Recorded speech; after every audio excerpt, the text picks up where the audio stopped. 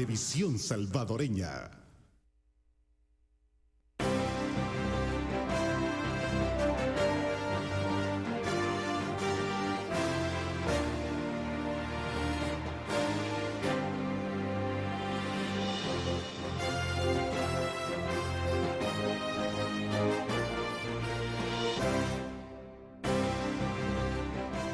Amigos televidentes, buenos días en el viernes, bienvenidos a este su espacio Perspectivas. Esta mañana, cuando ya estamos a las puertas de un nuevo fin de semana, es para mí un gusto poder presentarle a mis invitados que vienen de la representación de diferentes organizaciones de jóvenes que en las últimas semanas han tenido una incidencia y una participación bastante importante relacionada con todos los temas de país. Y me quiero referir a Aida Betancourt. Ella es colaboradora de Medio Lleno. Aida, buenos días y bienvenida. Buenos días, Samuel. Gracias por la invitación. A ustedes. Gabriel Gasteazoro también, él es columnista del movimiento Exprésate.net. Gabriel, buenos días. Buenos días, muchas gracias por la invitación, Samuel. Y también nos acompaña nuevamente Guillermo Miranda, él es del movimiento Yo Me Visto de Blanco. Guillermo, buenos días, bienvenido. Buenos días, Samuel. Un gusto estar con ustedes. Amigos televidentes, con ellos vamos a conversar sobre temas que están en el tintero y me quiero referir a la elección del nuevo fiscal general de la República y también a la solución entre el conflicto de la Asamblea Legislativa y la Corte Suprema de Justicia. La opinión de los jóvenes es muy importante y es por eso que hoy abrimos este espacio para que se puedan expresar referente a los temas del país, pero también es importante su opinión y les recuerdo el correo perspectivas@canal33.tv para que envíe sus comentarios y o preguntas. Bueno, para iniciar, nada más me gustaría que brevemente pudiésemos describir el movimiento al que representan y te parece si iniciamos contigo, Aida. Bueno, yo soy jefe columnista de opinión de Medio Lleno. Medio Lleno es un medio de comunicación para jóvenes y lo que queremos es eso, que los jóvenes encuentren en nosotros un medio de comunicación donde puedan enterarse de las noticias y de lo que está pasando en el país de una forma que sea comprensible para todos y accesible para todos. Gabriel. Pues Exprésate es una página donde hay diferentes columnistas, donde nos podemos expresar, no solamente hablar de política, sino de distintos temas sociales, muchas veces hasta gastronómicos hemos tenido columnas, hay libertad de expresión, cada uno tiene sus pensares, no somos iguales, todos tenemos diferentes ideas y perspectivas. Y el movimiento Yo Me Visto de Blanco. Yo Me Visto de Blanco es un movimiento que nació en la crisis institucional que vivimos hace unos meses y básicamente somos jóvenes de blanco, sin colores partidarios, que defendimos la institucionalidad del país contra una amenaza real que fue desarticular la justicia constitucional en El Salvador. Poco a poco los grupos de jóvenes, los movimientos y organizaciones han ido teniendo algún tipo de incidencia en los temas de interés nacional. Pero, ¿cómo ven la respuesta del resto de jóvenes ante situaciones o temas que son principalmente de país? Aida. Yo creo que es un proceso y que poco a poco los jóvenes han ido despertando y se han ido involucrando un poquito cada vez más. Yo siento que antes de exigirle a los jóvenes que se involucren, hay que exigirles que se informen y despertar en ellos esa curiosidad de sentir que lo que está pasando nos afecta a todos y que es súper importante que cada uno sepa qué está pasando y qué incidencia tiene esto en nuestras vidas. La participación de los jóvenes se vuelve determinante y también en algunos momentos, en algunos pasajes de la historia de nuestro país han sido buscados precisamente por los políticos, pero únicamente en campañas. Y hemos escuchado de parte de ustedes que dicen nosotros no solo somos los que van a venir a buscar para los votos, pero ¿cómo se gana un joven el espacio y si es que debe ganarse un espacio dentro de la sociedad o de la participación de la sociedad? Pues un joven se gana el espacio siendo diferente, no pidiendo lo mismo, sino pidiendo a diputados, políticos acordes a la ley, acorde a la Constitución, que sean ejemplares, que nos cumplan a nosotros especialmente, no solamente a los que votan por ellos, sino a todo el pueblo. Los jóvenes, ¿cómo se ganan el espacio? Pues marcando la diferencia, pensando por ellos mismos. ¿Qué hace falta Porque yo recuerdo la primera convocatoria que se hizo a través de las redes sociales fue cuando se aprobó el 743 y se hizo una convocatoria ya frente a Casa Presidencial, Claro. pero no fue un número considerable de jóvenes el que pudo haber asistido o de personas que asistieron, y de ahí se ha hecho otra convocatoria, pero sí se ha tenido una participación, vemos actividad fuerte en las redes sociales de parte de diferentes jóvenes, pero ¿qué hace falta para que aquí, por ejemplo, lleguemos a situaciones como un movimiento de Yo Soy el 132, como en México, por ejemplo, Guillermo? Claro, algo más formal y masivo. Creo que son dos cosas las que tenemos que tener en cuenta. En primero, que hay desafíos importantes, porque como bien decían mis compañeros, todavía hay mucha desinformación, todavía hay jóvenes que no nos queremos dar cuenta de lo que está pasando, de la realidad nacional, y eso es un primer paso que hay que tocar. Y segundo, como logramos enfrentar este desafío, creo que las universidades juegan un gran rol. En esta crisis vimos las universidades, pero a un nivel alto, digamos. En el caso de la UCA o de la Universidad Nacional hubo pronunciamientos, pero ahí es donde está el foco del activismo joven, ahí es donde los jóvenes conocen las ideas, se entusiasman con el deber ser y después lo comparan con la sociedad en que vivimos y tratamos de hacer un futuro mejor. Pero lo bueno es que creo yo que estamos creciendo y que cada vez somos más. Y aunque las manifestaciones no han sido masivas, en Yo Me Visto de Blanco, que no era propiamente ir a un lugar, era vestirse de blanco, hubo mucha correspondencia, no solo por parte de jóvenes, sino de diferentes sectores de la sociedad. Ahora, al final, seamos pocos, muchos, miles o decenas, lo bueno es que somos un voto reflexivo y sí podemos decidir elecciones porque nos tienen que convencer más quizá que a otras personas. ¿Crees que hay conciencia de parte, y enfoquémonos en el tema joven, hay conciencia sobre los temas de país? Creo que falta mucho por hacer. Creo que sí hay jóvenes que tienen conciencia de los temas de país, pero hay otros que todavía están en indiferencia, quizá, probablemente porque no ven cómo les afecta. Todo esto de la sala de lo constitucional, todo esto que no tenemos fiscal, no lo traducen todavía a su diario vivir, no saben que por eso tenemos menos oportunidades cuando nos graduamos, que por eso tenemos que tener un montón de medidas de seguridad cuando salimos a las calles, porque no nos sentimos seguros, no nos sentimos libres. ¿Qué hace falta para que un joven pueda dimensionar estos temas que son de interés, como dice Guillermo?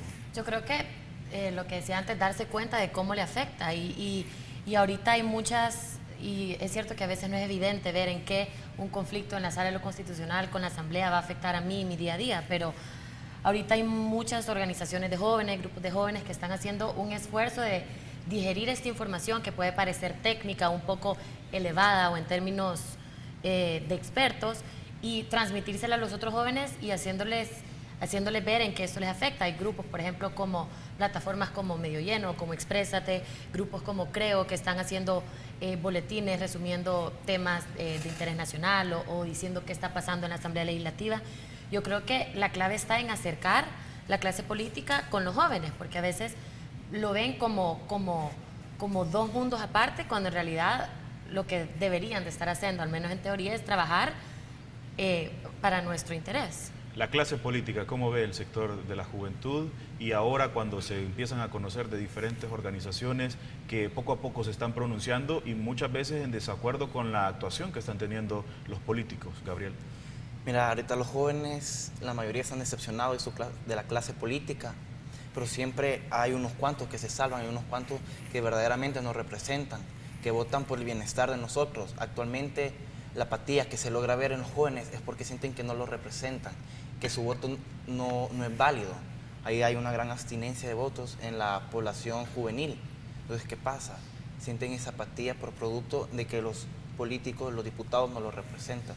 Pero siempre hay unos cuantos, como he dicho, que los representan. Lo importante es que los jóvenes se den cuenta que para que sus políticos verdaderamente les cumplan, tienen que exigir, tienen que demandar, tienen que exigir una política mucho más transparente. Tenemos la ley de acceso a la información. Ahí es un buen mecanismo para pedir una mayor transparencia, para que sus políticos verdaderamente se den cuenta que la población está exigiendo que sean transparentes y que les cumplan. ¿Y el político cómo ve al joven? Cuando viene y hay un pronunciamiento, cuando viene y hay una manifestación de parte de jóvenes, ¿consideran que le dan la importancia que tienen a los jóvenes? Lastimosamente hay varios que no le dan importancia, piensan que los jóvenes están ahí solamente para ir a fiestas, para hablar con sus amigos, pero piensan que no les interesa la política. No le ven esa importancia, no ven que los jóvenes ya no son el futuro, son el presente de El Salvador. Son los que están haciendo un cambio, los que van a hacer un cambio. Los jóvenes somos eso. Vamos a hacer la primera pausa comercial esta mañana. Regresamos para meternos de lleno en el tema de la elección del fiscal general de la República. Le recuerdo el correo electrónico perspectivas@canal33.tv para que usted también sea parte de esta discusión.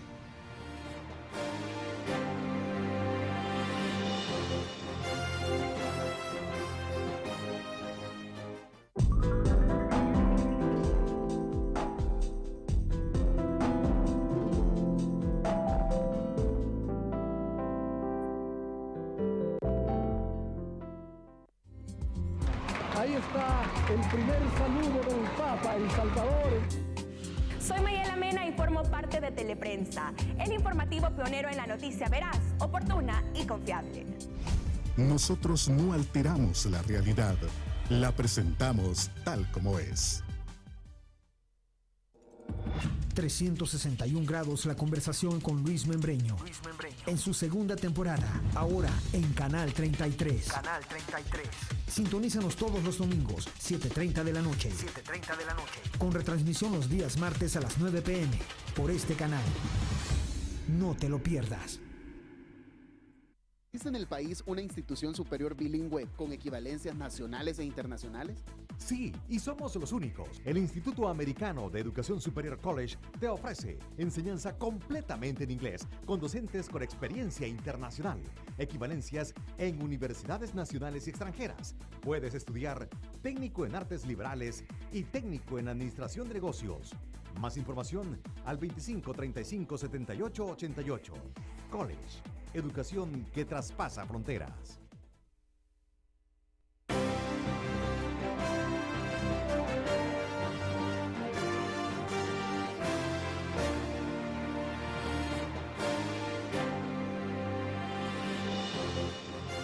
Gracias amigos por continuar con nosotros.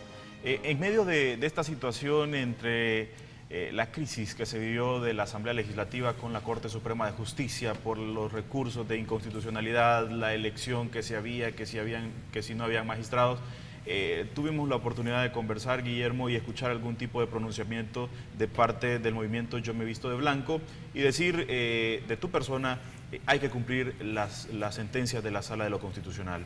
Hemos tenido ya tenemos nuevo presidente de la Corte Suprema de Justicia, y hay nuevos magistrados, hubo una elección, hubo un acuerdo en Casa Presidencial, pero me gustaría escuchar de tu persona, ¿qué opinas sobre lo que se dio, las negociaciones que se dieron, que al final se tradujeron en una elección que le permitió al país un nuevo presidente de la Corte y nuevos magistrados? Se pregunta mucho si hubo una solución a la crisis. Creo que primero tenemos que definir qué fue la crisis, porque todos hablan de crisis. Incluso los que provocaron la crisis hablan de una grave crisis institucional. Entonces parece que hay consenso que al menos la palabra que le debemos, con la que tenemos que calificar esta situación fue de crisis. Pero esta crisis no fue de un choque de visiones entre un órgano de Estado y otro. En mi opinión, esta crisis fue un choque de actitudes. Una actitud contraria al respeto del Estado de Derecho, que implica aceptar y cumplir fallos judiciales, sentencias, y otra actitud, que es la que esperamos los ciudadanos, que es una actitud democrática. Una actitud democrática donde hay un juez que designo por 9 años y tengo que cumplir después, guste o no me guste, con sus decisiones. Entonces, regresemos. ¿Hubo una solución a la crisis? La solución hubiese sido adoptar esta actitud democrática, pero a mi juicio se adoptó a medias y no fue la solución que todos esperábamos. En primer lugar, porque la sentencia se cumplió a la mitad. La sentencia no solo hablaba que una legislatura podía elegir solo una vez, que por tanto la legislatura 2012-2015 tenía que elegir a la magistratura de la Corte Suprema de Justicia. También hablaba de un proceso transparente, un proceso donde participara la sociedad civil. ¿Y por qué es eso importante? Porque al final el proceso va a legitimar la decisión. Alguien puede venir a decirme, estábamos en una crisis, no había tiempo para hacer audiencias públicas, para entrevistar a los candidatos. Yo respondería, con esa veintena de reuniones que se hicieron en Casa Presidencial, que duraron bastantes semanas, bien se hubiera podido hacer algo mejor. Al menos entrevistar algunas horas de forma muy rigurosa, de forma muy técnica, a 10 o 15 candidatos de la Corte Suprema de Justicia, porque de esa veintena de reuniones no sabemos, por ejemplo, si las primeras 10 fueron productivas. Quizá no se abordó nada, quizá no se llegó a nada, o quizá sí, podemos especular lo que sea porque el proceso no fue transparente. ¿Qué faltó o qué se hizo que no se conoció? Faltó una verdadera actitud de cumplir un fallo, y esto pasaba por tomar otra vez la lista que había enviado el Consejo Nacional de la Judicatura y hacer un proceso transparente, donde hubiese una verdadera voluntad de consensuar entre las fuerzas políticas por la mejor idoneidad de las personas. Si nosotros hubiésemos visto, por ejemplo, en audiencias públicas a estos candidatos a magistrados defenderse, decir por qué tienen que ser magistrados, cuáles son sus corrientes jurídicas, qué tanto saben de derecho constitucional o de derecho civil, la población al final puede decir, bueno, el partido llevó a este magistrado, tomó una buena decisión porque vi que el magistrado era bueno, o tomó una mala decisión porque en la entrevista el magistrado presentó una baja idoneidad. Guillermo menciona una veintena de reuniones, pero me gustaría escuchar tu opinión, Gabriel, sobre los que al final se vieron involucrados. Los secretarios de partidos políticos, el presidente de la República, reuniones tras reuniones, y al final el resultado, ya dije, de un presidente nuevo para la Corte Suprema de Justicia, nuevos magistrados, que en algún momento habían sido los mismos que se habían electo en abril de este año, pero en diferentes orden jerárquico tal vez. Pero me gustaría escuchar tu opinión sobre los involucrados en este tema, o en las reuniones más bien. Mira, sí sé que las reuniones fueron debido a la crisis, que no se hallaba qué más hacer. Yo te digo, había una solución simple: acatar las sentencias de la Sala de lo Constitucional. Cualquier estudiante de ciencias jurídicas de primer año, primer ciclo, sabe que las sentencias de la Sala de lo Constitucional se tienen que cumplir, no se pueden negociar. Entonces, ¿por qué hubo este tipo de negociaciones? ¿Qué crees que hubo detrás de todo esto? Mira, se sabe que no fue transparente, ninguno de nosotros supimos qué se negoció. Obviamente hubieron intereses partidarios, nadie puede asegurar que ahí estuvieron hablando para un mejor El Salvador. No supimos, no pudimos ver las negociaciones, las pláticas que tenían ahí. Llegaban desde la mañana y salían ya tarde-noche. O sea, ¿qué hablaban? Pasaron varias semanas negociando, se llegó a un acuerdo que, como Gabriel de asesoro, no estoy de acuerdo con lo que se ha elegido, con el proceso para elegir a los nuevos magistrados. Al final, algunos de los partidos políticos representados en esa reunión, y me quiero referir precisamente a Arena, que en un primer momento dijo Ovidio Bonilla, Salomón Padilla, no.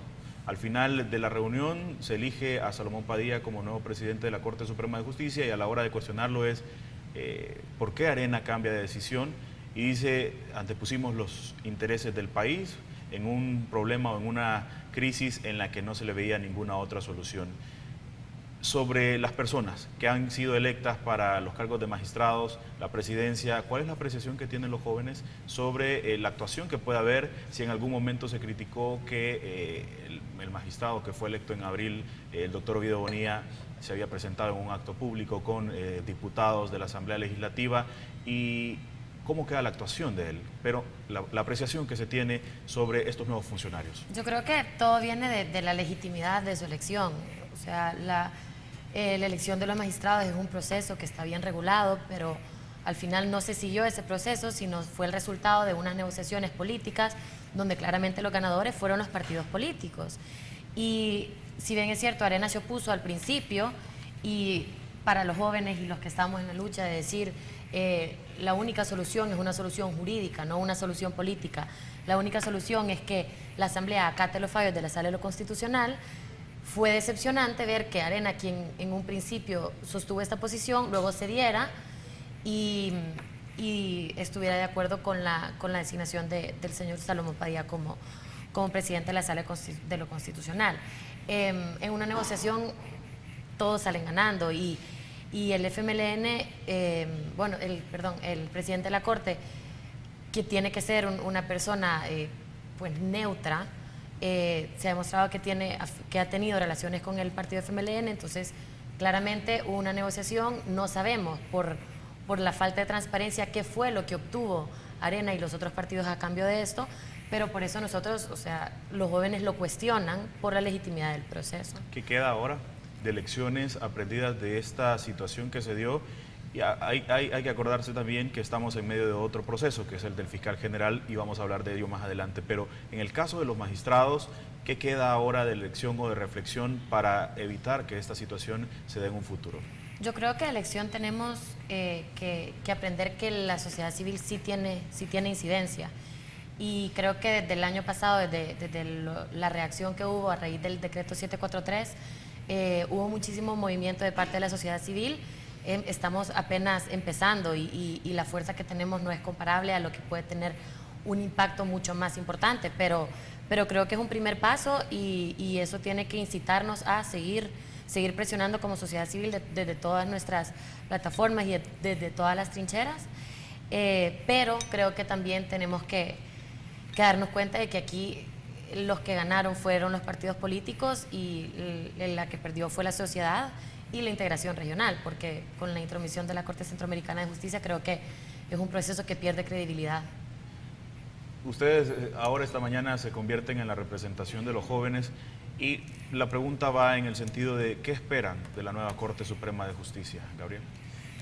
Pues espero que emita sentencias acopladas a la ley para empezar, también que nos beneficien a la población, que sea lo más neutro posible, que no vayan con intereses partidarios, sino con intereses hacia el pueblo, que nos representen, que las demandas que se ponen ahí que sean para el beneficio del pueblo, si éste lo requiere, si éste lo necesita, que no vaya a satisfacer, por así decirlo, caprichos de partidos políticos, que verdaderamente nos cumplan. Somos una población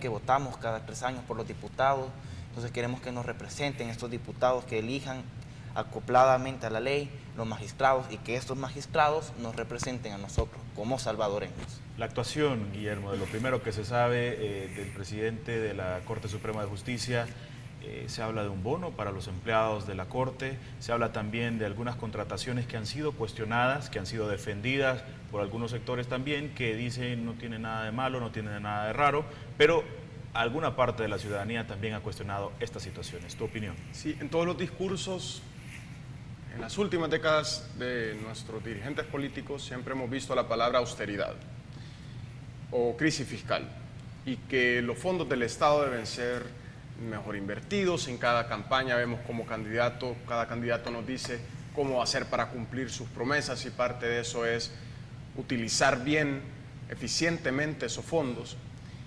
Y eso se había vuelto realidad hasta que el doctor Belarmino Jaime fue presidente de la Corte Suprema de Justicia y vimos una verdadera política de austeridad que podría ser una causa de lo que hizo que viéramos conflictos dentro de la Corte Suprema de Justicia. Hoy vemos cómo esas políticas de austeridad se comienzan a desmantelar.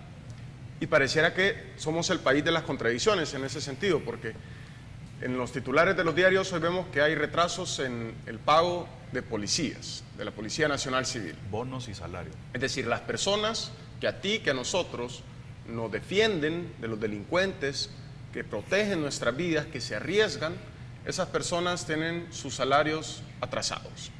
Y por otro lado, en la Corte Suprema de Justicia, donde hay graves señalamientos de mora judicial, donde en un montón de juzgados, en las mismas salas, a excepción de la Sala de lo Constitucional que ha logrado salir con la mora, pero en las demás salas, un caso dura años y eso implica que no se imparte una justicia efectiva. Ahí en la Corte Suprema de Justicia se habla ya de un bono y se suben los ingresos de esa manera y se caen las políticas de austeridad, como decía el doctor Belarmino Jaime. Entonces comenzamos a ver resultados de un proceso viciado, con serios cuestionamientos de transparencia, que al final son los que asegura que al final llegan personas idóneas a hacer un buen trabajo. ¿En qué posición lo pone al nuevo presidente esta situación ante la opinión pública? Al nuevo presidente de la Corte Suprema de Justicia. Sí. Pues en una situación difícil, porque nosotros vamos a estar señalando esto y vamos a ver qué más viene. Ya estábamos hablando de las contrataciones y qué tanta imparcialidad iba a haber en esas contrataciones. En El Salvador no es tan difícil fijarse en lo obvio que no se está aplicando. Concursos públicos para que tengamos funcionarios idóneos como asesores técnicos, en las gerencias, no es mucho pedir, de verdad que no es mucho pedir. ¿Qué es lo que se necesita? De nuevo, actitud democrática, voluntad.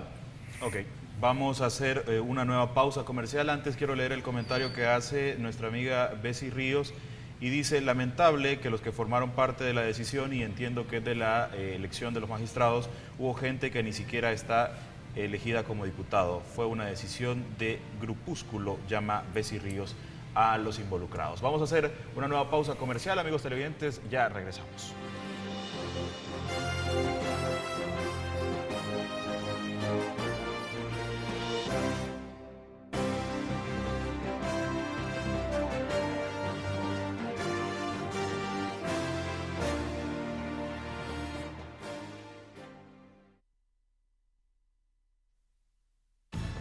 El mundo competitivo y cambiante de las comunicaciones requiere de un especial análisis estratégico.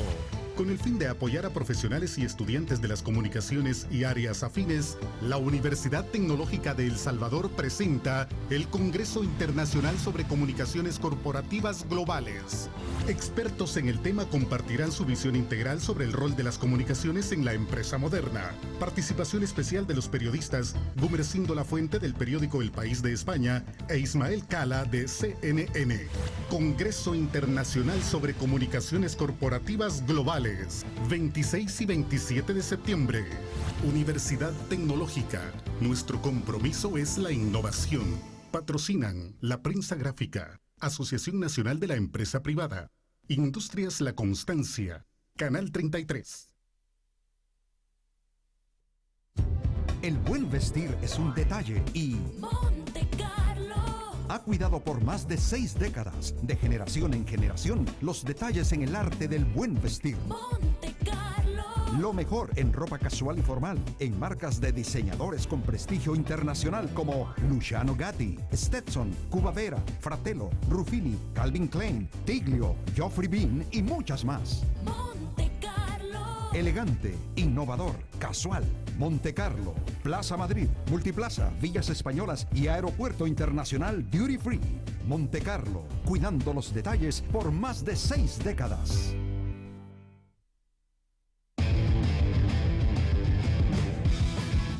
Polémica, jugadas, análisis y todo lo relacionado con el deporte rey lo encuentras en Solo Fútbol, con el mejor equipo de panelistas deportivos, los que más saben. Lunes y jueves a partir de las 9 de la noche por Canal 33.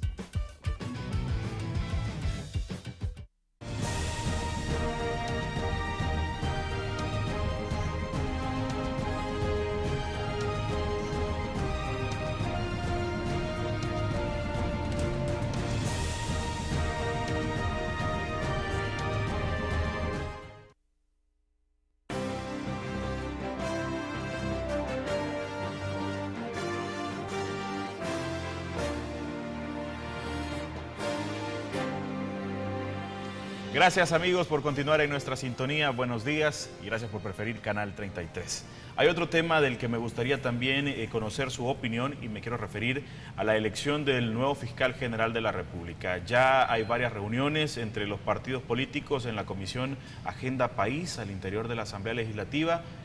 Ayer, había expectativa para que se eligiese antes del 19 de septiembre, luego el día de ayer hubo otra reunión, pero de esta reunión se acordó tener una nueva reunión el próximo lunes y la situación continúa. A diferencia de lo que pudo haber ocurrido con la Corte Suprema de Justicia, hoy hay un fiscal adjunto que es el que ha tomado las riendas de la Fiscalía y por lo que dijo la sentencia de la Sala de lo Constitucional, algunos jueces han dicho vamos a reconocer al adjunto. Pero toda esta situación, ¿cómo ven el proceso de elección del nuevo fiscal general de la República? Aida. Yo creo que una vez más el procedimiento debido no se está siguiendo. Si bien es cierto, ha habido nuevas entrevistas y eso es de lo que estamos pendientes. Es claro que esto va a ser una negociación política a todas luces. La mayoría calificada que se necesita para elegir al nuevo fiscal general lo obtienen Arena y el FMLN. Solo ellos pueden obtenerla si juntan sus votos. Entonces va a ser el resultado del fiscal que ambos decidan. Lo curioso es, otra vez, el cambio drástico de posiciones de los partidos, porque hace 3 años el FMLN se oponía a que fuera Astor Escalante el nuevo fiscal que era propuesto por Arena, y ahora es casi al revés. Entonces, ¿qué hay detrás de todo esto? ¿Cómo se puede interpretar esa situación de cambio de postura? Pues como hay una real falta de transparencia, no podemos saber exactamente, y lo único con lo que nos dejan son especulaciones. Y al final, cuando tengamos un nuevo fiscal, vamos a ver realmente cuáles eran los intereses detrás de estas negociaciones y qué era lo que empujaba a cada partido a ceder en su posición inicial. Viene esta elección del fiscal general de la República, y de una lista de 47, que fue la inicial cuando se abrió el proceso hace casi 6 meses ya, se reduce a 14, luego a 5. ¿Cómo ven los perfiles de estos 5 que se mencionan ahora como posibles o como aspirantes para fiscal general de la República? Samuel, vaya, algunos tienen finalidad partidaria, algunos son de cierto partido político, pero si bien hay otros que tienen buenas características. Pero un fiscal debería de ir más allá de eso. Debería ser totalmente transparente, totalmente apartidario, pero sí debería de tener un amor por la política, un amor por la justicia, un amor hacia El Salvador, hacia el pueblo salvadoreño, que nos cumpla, que como juez de la República de El Salvador, que no llegue a aprender, sino que tenga también capacidad en el tema de ser fiscal de la República. ¿Ven capacidad en estos 5 perfiles? Pues algunos tienen capacidad, pero no tienen la honestidad necesaria. Siento que en El Salvador hay mejores abogados, mejores jueces que podrán llegar a ocupar este cargo de fiscal general. Creo que si se da la oportunidad, si se hace un proceso transparente, fuera de diálogo, una salida jurídica totalmente acoplada a la ley, totalmente acoplada a la Constitución, se puede llegar a tener un fiscal general de la República excelente, acorde a la ley. ¿A tu juicio no se está dando cumplimiento a la sentencia de la Sala de lo Constitucional? No, se están negociando, hay un diálogo, los diálogos son inadmisibles. Se necesita una salida jurídica, se necesita respetar el fallo de la sentencia, se necesita a cumplir la sentencia de la Sala de lo Constitucional, se necesita una salida jurídica y la elección debe ser acorde a la ley, como se tiene que dar. Partiendo de lo que dice Gabriel, que no se está cumpliendo la sentencia de la Sala de lo Constitucional, y esto te lo pregunto, Guillermo, la lista original de los 47 debió haberse abierto para que se iniciase un nuevo proceso, o como dijeron los partidos, ya el tiempo nos está comiendo y por eso es que nos quedamos con esta lista de 47 y a partir de esa iniciamos el proceso de elección? Sí, precisamente porque mencionabas eso, creo que es importante discutirlo, porque la lista que se está analizando en la Asamblea Legislativa para fiscal general de la República parte de la convocatoria que se hizo allá por Semana Santa. El proceso en sí ya estaba cuestionado por bastantes organizaciones de la sociedad civil, por asociaciones de derechos, por muchos abogados, porque lo que se pretendía era adelantarse a la toma de posesión de la nueva legislatura, aprovechar esa aritmética legislativa y así elegir fiscal de manera anticipada. Por tanto, es posible que muchas personas que tengan el interés de ser fiscal no se hayan introducido en ese proceso, no hayan presentado su solicitud, precisamente porque no confiaban en el mismo. Entonces, ya ahí hay un vicio, se tuvo que abrir otra lista. De nuevo, alguien puede decir, no había tiempo, no hay tiempo, esto es urgente. Claro que hubo tiempo. En julio, a principios de julio, fue la sentencia de la Sala de lo Constitucional, donde los jueces constitucionales nos dicen, ¿saben qué, señores? Tienen que volver a elegir porque la elección que ustedes hicieron fue inconstitucional. Es decir, tuvimos más de 2 meses, la Asamblea tuvo más de 2 meses para elegir fiscal de la República, con tiempo para un proceso transparente. Pero también pueden alegar, estábamos en medio de la otra crisis que era para elegir magistrados y no salíamos de uno, no salíamos de otro. Pero una crisis provocada. Es decir, esa crisis nunca se hubiese sido posible si se hubiera tenido una actitud a favor del Estado de Derecho. Entonces, ambas cosas podrían haber salido a tiempo. No fue así, así que remitámonos a las últimas semanas. Veamos cuáles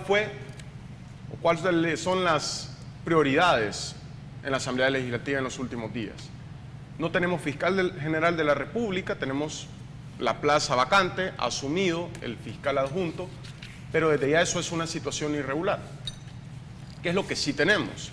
Lo que sí tenemos, que fue ayer, es la aprobación del presupuesto de la Asamblea Legislativa. Y en ese sentido vuelvo al país de las contradicciones. ¿Cuáles son las prioridades? Y lo quiero subrayar nada más, y perdón que te interrumpa, Guillermo, pero creo que es importante decirlo, un presupuesto que fue aprobado sin mayor discusión en el pleno de los partidos políticos. Correcto. Es decir, con una completa celeridad, no debatimos el presupuesto, pero es urgente. No es urgente el tema de seguridad quizás en la Asamblea Legislativa, no es urgente las tasas de extorsiones, no es urgente que todavía estamos en un clima caótico en donde no podemos salir a las calles sintiéndonos libres y por eso necesitamos un fiscal general de la República. Lo urgente es, en este caso, aprobar el presupuesto para la Asamblea Legislativa, como tú lo mencionas, sin debate. Entonces, ¿cuáles son las prioridades? Ahí. Yo también quería decir, al argumento de que no hay tiempo para volver a hacer una elección desde el principio, tanto la ley orgánica de la Fiscalía General de la República como un fallo de la Sala Constitucional de julio dicen que el fiscal adjunto va a asumir la fiscalía mientras hay una vacante en la Fiscalía General. Entonces, yo creo que si hay dos normas que disponen que esto es posible, a partir de ese momento no va a haber una fiscalía acéfala y hay tiempo de hacer un procedimiento. Pero más que cuestionar el tiempo, es decir, es mejor un proceso que toma más tiempo, pero que se hace según lo regulado, a algo que se hace rápido, pero que la legitimidad del fiscal que resulte elegido siempre va a estar cuestionada. También quisiera recalcar referente a la elección del fiscal, que en el artículo 177 de la Constitución, donde menciona las cualidades para ser magistrado de las cámaras de segunda instancia, entre ellos fiscal general de la República, se necesita moralidad y competencia notoria. Te apuesto que hay varios abogados que no se prestaron a la elección que se dio antes de julio porque sabía que estaban acopladas a la ley. Entonces, un nuevo proceso que llevaría a abogados con una moralidad y competencia verdaderamente notorias. Los abogados antiguos de julio que llevaron su solicitud posiblemente no la tienen muy bien fijada. ¿Hay o pueden existir, Guillermo, algún tipo de consecuencias con este proceso, que de repente algún abogado diga yo me veo ofendido y presente algún tipo de recurso, algún tipo de amparo porque no se abrió la lista para un nuevo proceso de fiscal general? ¿Puede existir esa situación? Es probable y ese tipo de posibilidades nos ponen en una situación más difícil porque al final los jueces constitucionales van a tener que resolver conforme a la Constitución. Si este proceso lleva algún vicio, pues tendremos otra vez consecuencias muy negativas para el país. Yo no quisiera decir tanto que estas personas no tienen idoneidad o no tienen competencia notoria. Me gustaría poder aseverarlo porque las veo siendo entrevistadas en una audiencia pública, donde les preguntan cuáles son sus propuestas de llegar a ser fiscal general de la República. Eso es lo correcto. Y creo que incluso ahí ganan los partidos políticos, porque su decisión ya tiene ese sustento, ya tiene ese respaldo. Pero no lo hace. Vamos a hacer una última pausa comercial y le invito, amigo televidente, que continúe enviando sus comentarios y o preguntas al correo perspectivas@canal33.tv. Ya regresamos.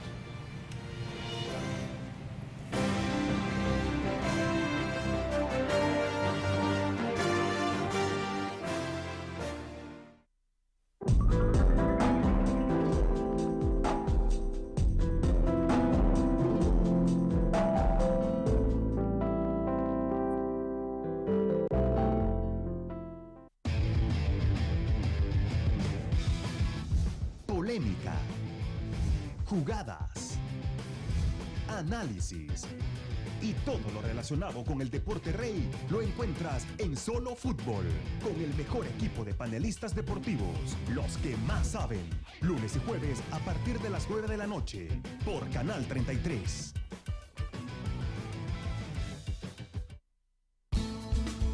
Super Selectos mejoramos las ofertas. Azúcar blanca del Cañal 2 libras 74 centavos. Frijol rojo de seda Don Frijol 4 libras 3.30. Harina de maíz Doña Blanca 5 libras 2.20. Dipe tacones 228 gramos 1.20. Super Selectos, siempre contigo El Salvador.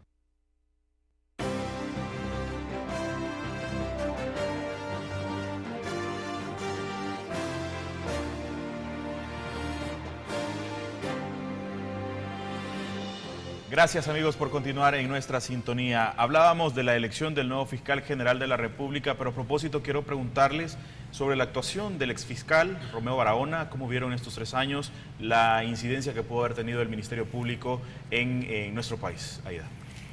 Bueno, yo creo que la posición de fiscal general es una muy complicada en un país como el nuestro, con los altos índices de delincuencia y de corrupción. No quisiera achacarle al fiscal la culpa de todos los males, pero en los últimos 3 años vimos un repunte de la delincuencia, hemos tenido tasas de impunidad muy altas, rodeando el 96% de los casos, y es cierto que ahorita ha habido una disminución en el número de asesinatos y de extorsiones y de desapariciones, según los datos, pero ¿qué tanto de esto puede atribuírsele al fiscal? Entonces realmente yo creo que el balance es cuestionable y aunque la situación ha sido complicada, creo que un fiscal en un país como el nuestro tiene que tener una actitud mucho más agresiva y no dar dudas sobre su imparcialidad. Creo que esto es muy importante. Romeo Barahona, a propósito, es mencionado entre los candidatos para ser fiscal general de la República por los próximos 3 años. Pero si te tocara calificarlo, Gabriel, ¿cómo verías la actuación o cómo viste la actuación de Romeo Barahona en estos 3 años, que al final es el que tiene algún tipo de ventaja o desventaja sobre el resto de aspirantes a fiscal general, porque ya se vio una participación o un desempeño al frente del Ministerio Público? Mira, Romeo Barahona tiene experiencia en lo que es al estar cerca de la Fiscalía General de la República, ha estado como fiscal adjunto desde el año 2000 al 2008, si no me equivoco, y estuvo como fiscal general de la República del año 2009 al 2012. Pero en esos 3 años que estuvo como fiscal de la República vimos altos índices de asesinatos, de secuestros, de extorsiones, de narcotráfico. No quisiera decir que todo, como decía Aida, echarle la culpa a él, pero siento que pueden haber otros fiscales, nuevos fiscales que pueden hacer mejores obras, que se pueden meter de lleno por un mejor El Salvador. Si bien no digo que él es malo, pero tampoco puedo decir que es excelente. Mi opinión es que se debería buscar uno nuevo, con mayores capacidades, con mayores perspectivas, que tenga nuevos objetivos y nuevas metas. La postura de Romeo Barahona en los últimos meses sobre el tema de los magistrados y toda esa situación, Guillermo, ¿a tu juicio crees que le puede costar el apoyo político del grupo llamado del bloque? Sí, hay un contraste, porque creo que desde la ciudadanía el rol que tuvo Romeo Barahona en los últimos meses, más allá de las críticas que se le puede hacer a su gestión de forma global, pero su actuación en la crisis institucional, a mi juicio, fue muy buena. Porque al final el fiscal es el que defiende la legalidad en el país. Y ahí precisamente se estaba atacando la legalidad. Y lo que defendió no agarró lado, sino que se atrincheró en la Constitución de la República. Todavía hay aspectos pendientes que tendrá que heredar la nueva administración en la Fiscalía, por ejemplo, los delitos que se pudieron haber cometido cuando se usurpó o cuando se forzaron puertas en el órgano judicial, ¿verdad? Que ya todos conocemos. Pero la pregunta es, ¿esa actuación cómo va a verse reflejado en la Asamblea Legislativa? Creo que de forma negativa, al menos con el bloque de 50 diputados que estaban en un intento por desarticular la Sala de lo Constitucional, porque el fiscal sí fue una pieza clave. Todos fueron piezas claves y por eso es importante saber la cultura constitucional, la actitud democrática que tienen los funcionarios, no solo los diputados, porque ahí estuvo en juego todo el Estado. Ya sabemos que el Ejecutivo estuvo del lado de la Asamblea Legislativa, que el Diario Oficial no publicaba sentencias de la Sala de lo Constitucional, pero el fiscal hizo otro contrapeso y sentó una posición a favor de la Constitución, y eso se tiene que valorar. Esa situación viene y también puede interpretarse, especularse que es parte de del entrampamiento que se puede encontrar la elección en esta comisión de país, porque el bloque dice, insistimos por Astor Escalante, y Arena no ha mencionado un nombre hasta el momento, pero se sabe o se ha rumorado que podría ser el exfiscal Romeo Barahona. En esa situación se vuelve complicado porque yo apoyo a este y no se obtiene la mayoría calificada, y mientras tanto va a seguir el adjunto al frente del Ministerio Público. En medio de toda esa situación, ¿consideran que se puede generar algún tipo de clima de inestabilidad en lo que tiene que ver con los procesos fiscales? Aida. Bueno, yo creo que es cierto que hay el fiscal adjunto que está ahorita a cargo de esta institución, pero creo que sí, no es una situación de estabilidad, en el sentido en que en cualquier momento los partidos encuentran una solución negociada, y los rumores, por ejemplo, de que Arena apoyaría la reelección de Romeo Barahona a cambio de los votos para hacer nuevos préstamos o a cambio de la aprobación de los eurobonos. Entonces es una gran estabilidad para todos. Y en cuanto a la investigación del delito y la defensa de la legalidad, la presencia del fiscal adjunto no creo yo que se puede equiparar a la presencia de un fiscal general que ya está elegido de forma definitiva por un plazo de 3 años. ¿Qué fiscal general necesita nuestro país para los próximos 3 años? Yo creo que un fiscal, como te decía, un fiscal agresivo, un fiscal que no tenga relaciones con los partidos políticos, que no tema perseguir los delitos de uno como de otros partidos, de miembros de los partidos, y como decía Guillermo, un fiscal que se apegue a las leyes y a la Constitución y que no adopte actitudes en función de los intereses políticos o en respuesta a favores políticos que sienta que le debe a los que lo eligieron. Retomo lo que dice Aida, un fiscal que no responda a intereses políticos. ¿Es posible en nuestro país tener un fiscal de ese tipo cuando se sabe que es electo en la Asamblea Legislativa? Por eso el proceso es garantía. Un proceso transparente, o la transparencia en sí, es garantía que sí es posible aspirar a un fiscal con las características que tú mencionas. Al momento, si se le pregunta al fiscal en una audiencia pública, por ejemplo, qué piensa o qué haría con los delitos que pudo haberse cometido cuando se invadió el edificio del órgano judicial, él ahí puede dar una muestra de independencia y decir que sí va a haber esos delitos o que sí va a ser una revisión exhaustiva. Claro, al final son palabras, pero ya tenemos un parámetro para juzgar su gestión. Y con la pregunta que hacía de la estabilidad que podamos tener, yo aquí me imagino el peor escenario, porque hay que imaginarse los peores escenarios siempre en el país, al menos para tratar de evitarlos. Y en Somalia se supone que la otra semana puede ser ya la semana decisiva, así como venimos 2 semanas atrás.